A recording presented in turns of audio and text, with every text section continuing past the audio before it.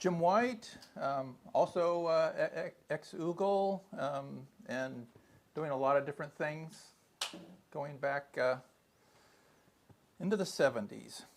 So we're going to skip over all that. And I've not given this talk before or practiced it.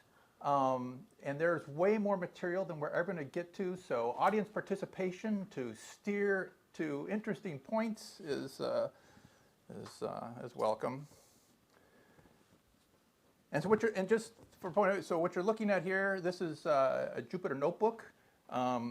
We're actually running a thing that you'll find on some of my repos. This is the ACL2 kernel, and we'll be talking about ACL2 here. But this is a live notebook, and the live code in this one is ACL2. And I lost my, I guess we were in presentation mode. All right. So we've all heard about the problems with using LLMs, coding agents. They have all sorts of, they're miraculous and creative.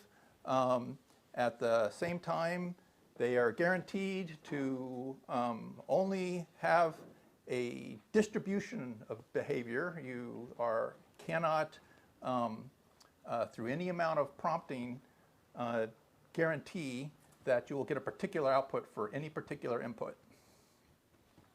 And so, so they have, I think, this reputation for untrustworthiness is deserved. Now, there are old technologies. So LLMs, I believe, make everything old new again. We had fabulous technologies that never had these sorts of probabilistic stochastic behavior problems and could solve every problem except speak your language, if it was a human language.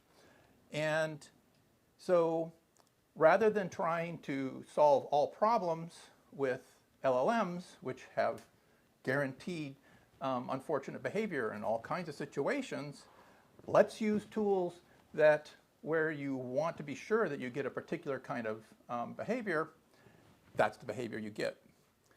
And kind of on a sideline on that, I think the stage that we're going through of on an imaginably large scale generating novel code, a character or token at a time, will be seen in the future as a pretty crazy period in human history. There's a reason we like code that's been used before, and why at least my #1 rule for coding is Google it first. Or it used to be. Now it's Perplexity at first. Pro is free for a year if you sign up with PayPal. I guess it's not saying that LLMs are creative, as are humans, but also, like humans, unreliable. And prompt engineering can't generate any guarantees. With ACL2, we can ensure that there. And so, how many people have heard of ACL2 before this? Nice. All right. So, you're not a typical distribution. Even the most technical audiences often have never heard of ACL2. And we've got any number of situations where we want to be sure that our code is correct. ACL2's kind of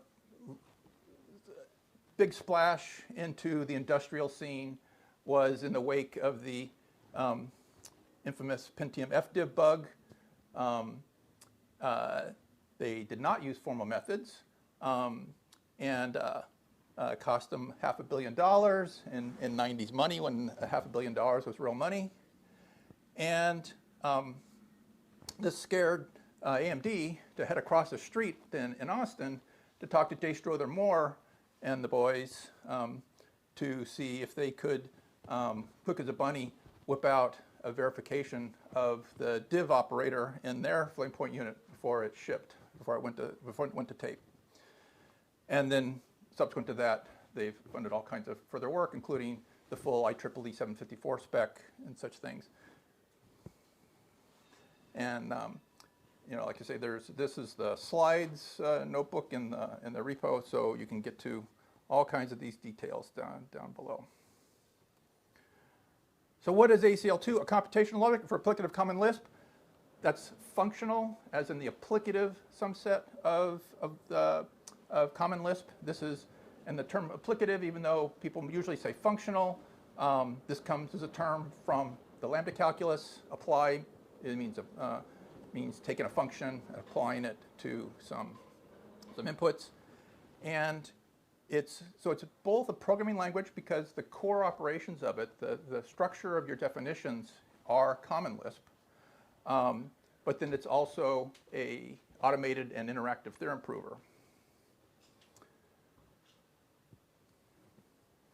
And as we know, in Lisp, code is data.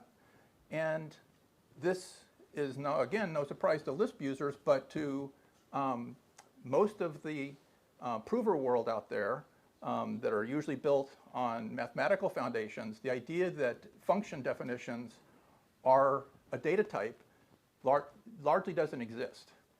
But if your use case is you want to reason about code, having functions or code be a native data type, very important. So that's why I'm claiming that ACL2 has no peers when it comes to a theorem proving for computation. And here we'll find out whether the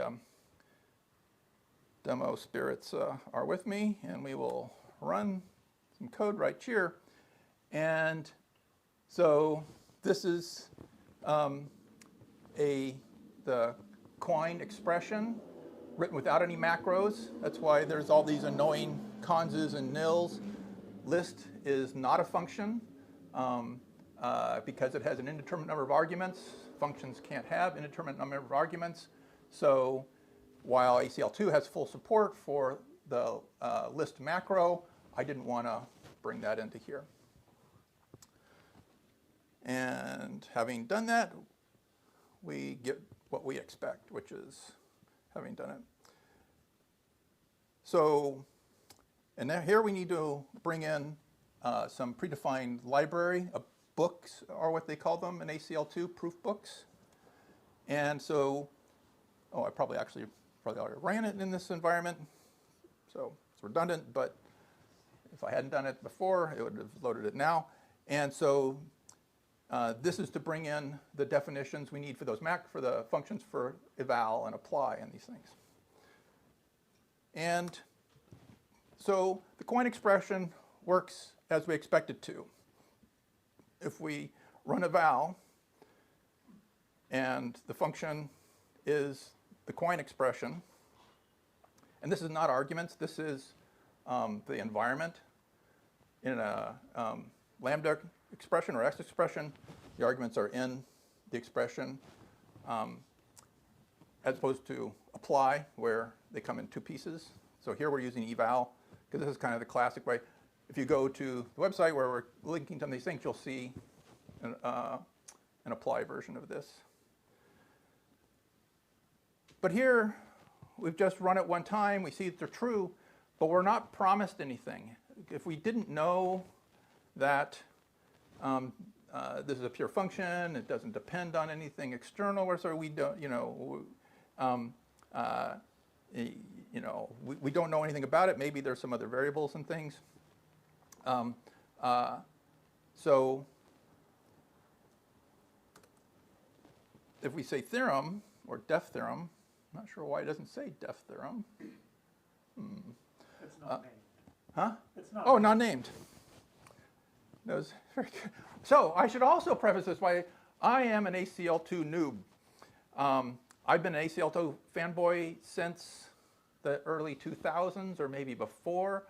I even went to the 2007 ACL2 workshop, but until ChatGPT helped me write this extremely trivial theorem, I had never actually tried to write any, even though I have these wonderful books, which are unfortunately university textbook pricing, $85 a piece. If you're only going to get one, I recommend the case studies. The introduction thing is a very in-depth thing about the language, and it's like if we're vibing, who needs to know all that?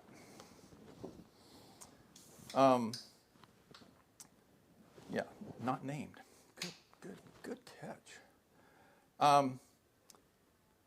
So, but still now we don't know for sure, right? What if evaluating it more than once might give a different result? How do we know that if there's, after some certain number of repetitions, we get a different result? Like they did with the FDiv, right? That there's a small slice. Oh, I don't know if I pointed that out there. So the bug in the FDiv operation, where there was a lookup table, had 2,048 entries in it. 5 entries were empty. They had the values had got dropped in the pipeline of like populating the data into the chip fab, and nobody noticed until people on Wall Street were using their spreadsheets and got some when they happened to use some particular numerical values, they got crazy results, which Intel tried to gloss over, saying, hey, "Do you really need all the numbers?" But no, they made them pay. So here we're going to define a function. Maybe the slide way of showing the code is not the best. That now takes a number along with the expression and says, let's evaluate it that many times. And so I should have, let's restart. All right, and we don't need the, so now we'll do this for real. Now we'll actually include the book, equal, theorem proved, nothing to here. And so one of the important points here is when you say define function, defun, in ACL2, it doesn't just take any old piece of symbols. It's going to check that it's an actual function. If what you give it is not an actual function, which is a thing that's defined for its inputs, it's going to terminate. So these are checks well beyond just type checking. This is a function. It terminates. And yes. In that case, how is this ev$ or eval get defined? Because eval is definitely not a function. If you give it a non-terminating program. Well, so in ACL2, all programs terminate. It will not accept a non-terminating program. All function definitions have to be functions. Even if you but can you construct non-terminating S expressions? So I imagine I can write a non-terminating program as an X expression and pass it to eval. At which step does this fall apart? It won't be admitted. So you can make a function that won't terminate. You can't do destructive operations. Let's here. So let's. You can't make a circular S expression. But I can make a non-terminating S expression. How? Like using omega combinator. Lambda x dot xx, lambda x dot xx, lambda x dot xx square bracket lambda. Yeah, well, we can do it here. We can do plus 0, and if I'm yes. So unbounded recursion is not terminating. Can we try like omega combinator and pass it to eval? So you will write quote, quote parenthesis, yeah, and the quote parenthesis, lambda x, argument is x. So ACL2 does not have functions as first-class objects. So you can't call. You can't construct them and apply them like that. Okay, maybe that's. But maybe we should try like parenthesis x. XX this? Yeah, but apply x to x. Like this? You need a func call. Yeah, and close parenthesis, and then copy that lambda again, apply it to itself. So, Starting from the next parenthesis. Next parenthesis. Yeah, here. This whole lambda. And paste. And close parenthesis. Is it a list I don't think. Or like Yeah, maybe you need to throw in you some do func like call. Yes, no, You need to put in the nil environment. Oh, yeah. Null environment. Which was nil or empty? Empty.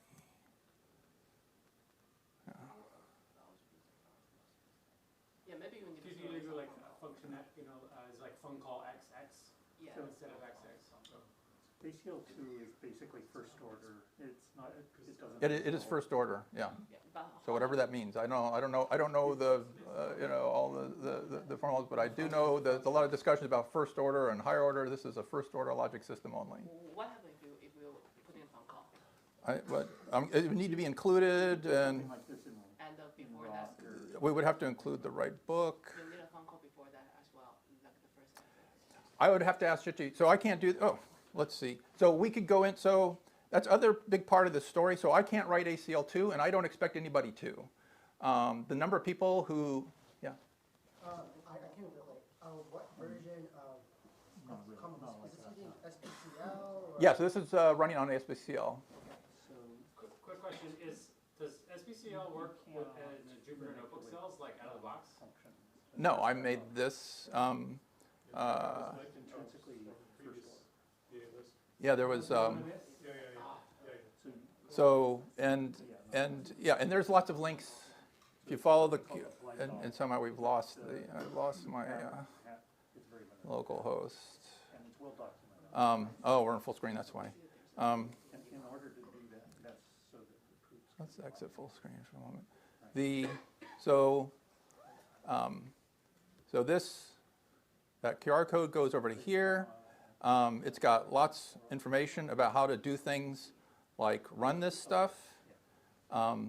It includes a dev container, which goes to this GitHub, or it's a Docker image that I've built, and it is going to be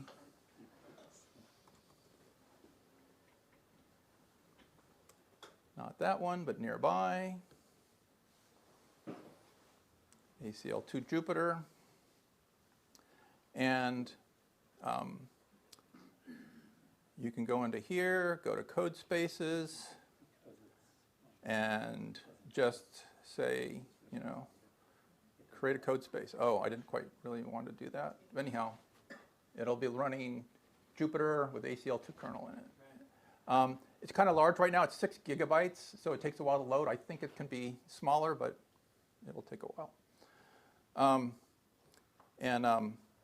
So yeah, lots of stuff in here. So yeah, because that was the first story. First kind of thing to deal with ACL2 is it takes work to run it. They kind of assume that you're a wizard, and therefore the fact that it might take you hours to get started is kind of assumed to be par for the course.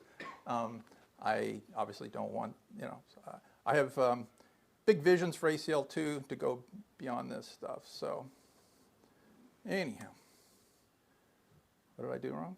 Oops, wrong way. See, I shouldn't touch the code. This is not about Jim writing ACL2. Uh-oh. Oh, because we redefined it. I'd have to change the new name. I think we've got it in here with the right name. Oh, we've got it here. We've already done it here. Yeah, it was good. So, at last, and here's the cool thing, and what makes using theorems different than using your ordinary test cases is we don't specify n. It's for any possible value of calling this function on this thing with that value of n, which has a guard, which is what ensures that it's a natural number as opposed to a list or other things. But so it ensures this has to be true, and then it can prove that for any value of n, this will always be true. Again, you may mention this earlier in the talk, or so was here. So what's the difference between like this and lean? Like, is this a lean both trying to do the same stuff, or like kind of different approaches? Yeah, so that was definitely the key part of the beginning of this, which is that in ACL2, it is built on Lisp, and in Lisp, code is data. In Lean, they have no representation of code. In fact, if you ask ChatGPT to write this Quine expression I just showed you in Lean, it will tell you it can't be done. You'll have to say, well, what about the meta library? Oh yeah, sure, you can call the meta library, and you can call code that is not Lean to parse Lean and give you a data structure, and it can reason about that. But you've got this whole massive structure that is not verified, that's not in Lean, that you have no assurances about, to talk about the entire stack of how we're doing computation. So the fact that we're using the lambda calculus, that this functional subset of Lisp is what the theorem prover itself is defined in, and what the your definitions are, is really key, because this issue of being able to write proofs about code is kind of really key to the kinds of issues that we will have in, where we're using agents to code.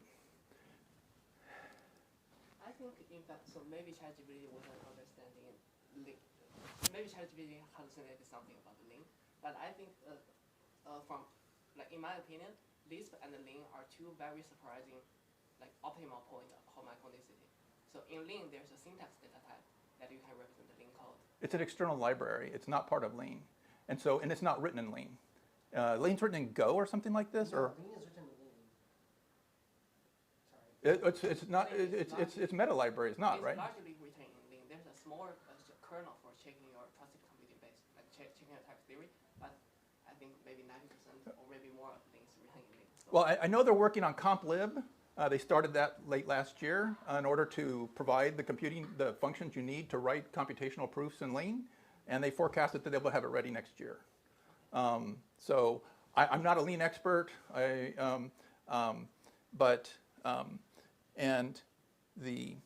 I understand that it's very, very useful and great and popular in mathematics, but I don't believe that it has, but I could be wrong. I don't need to. I use ACL2 because it has an industrial history about the problems that's been solved with it that covers every application that people use in computing.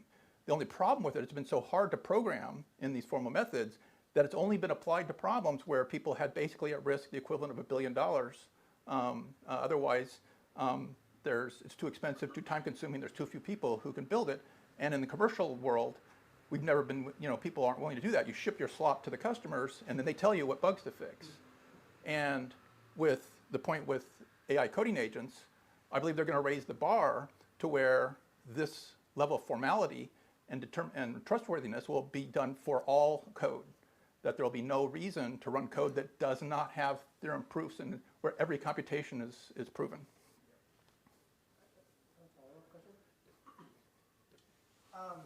I understand it's instructional strength, but because the theorem proven is like a library for, from what I understand, it's a library written for common Lisp, right?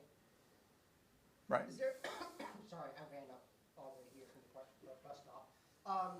Is there a way for it to leak outside of the library at all, or? Oh, absolutely. So you're not constrained to only talking. And there's lots of problems where you're going to need to do more than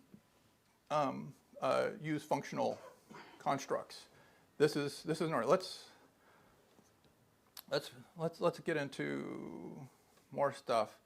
So there are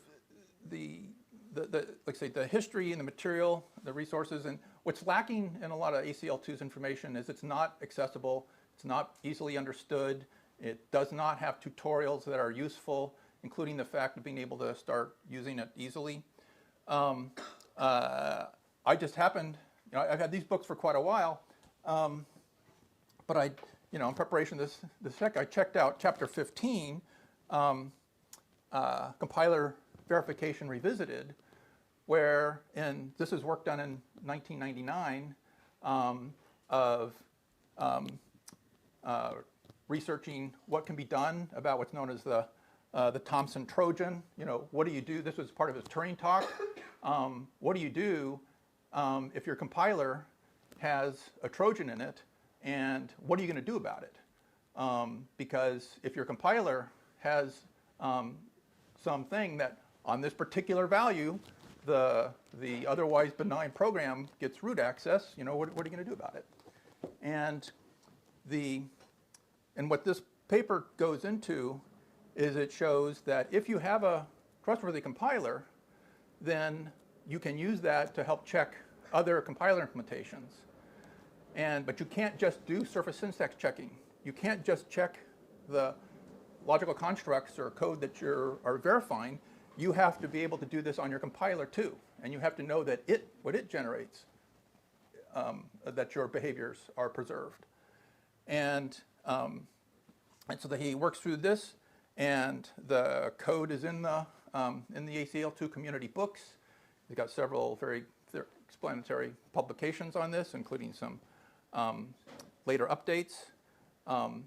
And again, one of the reasons to use the great benefit of this in ACL2 is if you've written your compiler spec in ACL2, it already is a working compiler. You don't have to come up with a spec for here is your trustworthy compiler and then convert it to some other language. It's already going to it already runs. And there's kind of two ways to think about, I think, and again, I'm not an expert, but my understanding of the strategies about how to use formal methods come in at least two different flavors. One is, are you going to write a spec and compare it against the implementation in some way? And then you prove this, but then your spec is some model of the implementation. It isn't the implementation itself. But with ACL2, where the spec itself is an executable program, can be correct by construction. We don't have to create some other implementation and some model of it to check it. The proof is you now, as soon as it's verified, so that it proves, you have a working code that does whatever that is. And we also get into this situation, which is specs never exist. They're as hard to write as the code, so they never exist. So Galois, they're the rock prover people. It used to be called Coke. So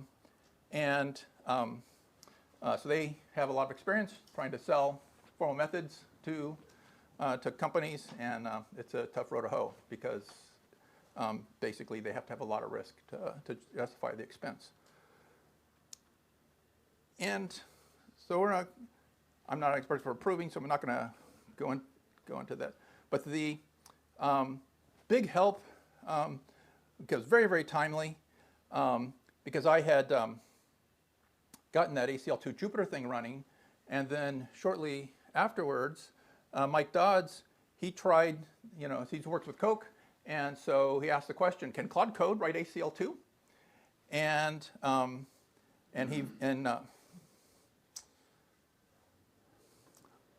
did not like this full screen thing.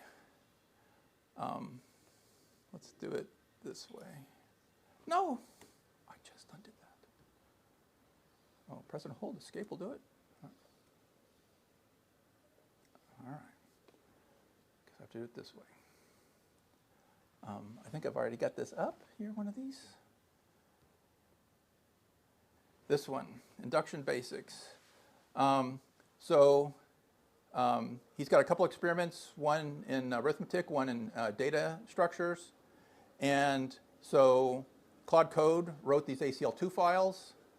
And so these are just pure functional things. There's no weird external libraries or anything. It's just plain old ACL2 doing same thing that you would do in Coke or Lean 4, where you're doing your hello world, which in that land is things like induction basics, data structures, and what are natural numbers? What are the properties of natural numbers?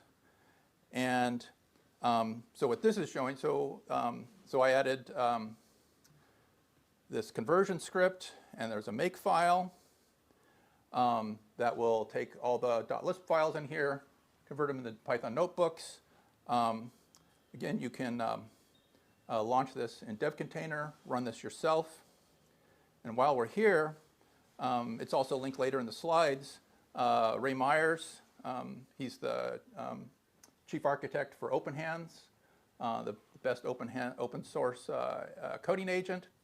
And last year, I think this was, he did a refactoring experiment where he discovered that the Kestrel automated program transformation toolkit is a refactoring tool that, well, I won't go into it, but this has got a delightful and instructive video. And again, and here, I've even got the deep link. You just click on this. If you wait a few minutes, it'll be running in your browser if you have a GitHub account.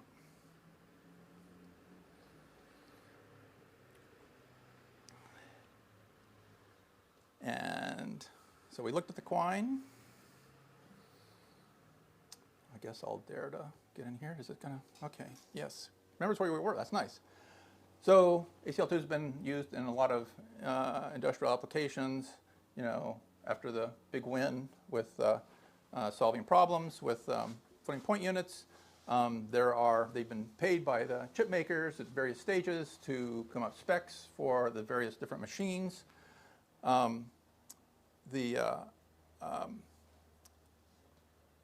Again, there's a point on a later slide, but I know I'm running short, so I don't know if I'll get to it.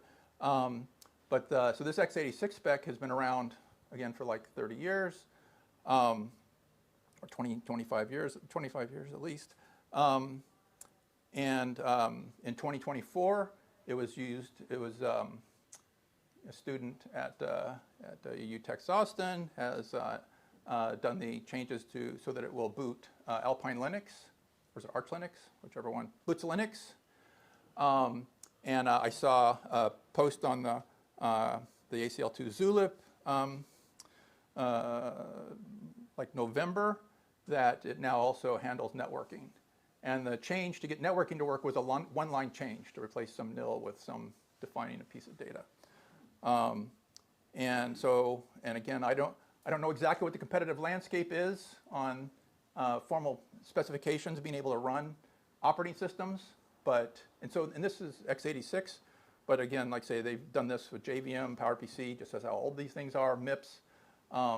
ARM is actively in the works, 32-bit ARM machine. Maybe you're building up to this. I'm trying to understand the workflow you're proposing with vibe coding. Is the big idea that you would make an app and then you would make another file where you would write down the properties that you think it should have and verify those are true or not? How timely I should proceed to that part of the presentation. Yeah, as I was saying, well, so like I say, you'll see some links to things. Pair and Fur, you may want to know about this, even if you're not doing ACL2, but if you're doing Lisp, you've probably noticed that a lot of coding agents get lost in TDRP. So this is, Pair and Fur is a Rust program that will balance your parens to match your indentation, because your coding agent usually generates the indentation correct, even if the parens are wrong. And as you'll see, I've incorporated that. For people, if you're wondering, what if I don't want to run an ACL2? What if, in Common Lisp, what if I want Python or JavaScript environments or things, or some embedded system? Again, old school things, been around for a long time here in the ACL2 land, a thing called SMTLink, which brings in the Z3 SMT solver and generates, you write an ACL2, it generates your Z3 spec, and you then have a runnable, embeddable, whatever an SMT does. But I do know about SATs are kind of limited, but SMTs can solve optimization problems and budgeting and things like that. ACL2, you got an ACL2 spec, you get C code. ACL2 ATJ, you got an ACL2 spec, you get Java. skip over this. I have a bunch of things on Wiki3AI have to do about running things in browsers, Jupyter-Lite bundled with kernels for things like AI, and I've had Common Lisp running. It's not up there right now, but it will be. So when I signed up for the talk, I had not made anything other than that one-line proof for the Quine in ACL2. So I went to Copilot and talked to Claude Opus 4.5. And from my experience, I have not been successful in taking problems like this with any of the other models right now. And even so, this was it was a challenge, and I kind of lost it from a few times, getting all caps, and Opus observes the user is frustrated, and but literally, I mean, there was a couple of times where I was about to say, yeah, we're just not going to get there, and the next turn did it. So, yeah, how do you know when to give up on your vibe? Your mileage may vary. Anyhow, so this is an implementation in ACL2 done by Copilot with Opus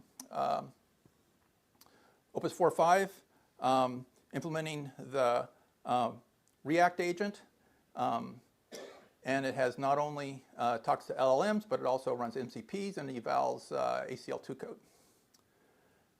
And we're going to skip over all this stuff. Let's, yeah. Sorry for asking, but can you leave me 5 or 3 minutes? Well, so let me jump into, oh, it's these slides right here. Get out of the slide mode. So there is a markdown file where it writes some words. Who knows what they mean? The interesting part is here. And so this is a React agent written in ACL2. And it goes on, but some of the key points in here, they use a thing called the fixed type book, so that it's so ACL2 does not support class. So this is the way to write structured data. Could you actually just zoom out for a second? Like, you're using Claude to vibe code proofs for something else? It wrote the whole thing. So, and the tests are theorems. What is it? Yeah. React agent, so a coding agent. Okay. So React, so that paper was what this was, when ChatGPT 3.5 came out, and then they said, oh, it could do things in loops. So basically all of the agents that we're running right now are React agents. Code something ACL2, like basically work with an AI coding agent to code something ACL2 as like the end result of a... Yeah, it wrote this whole repo, which is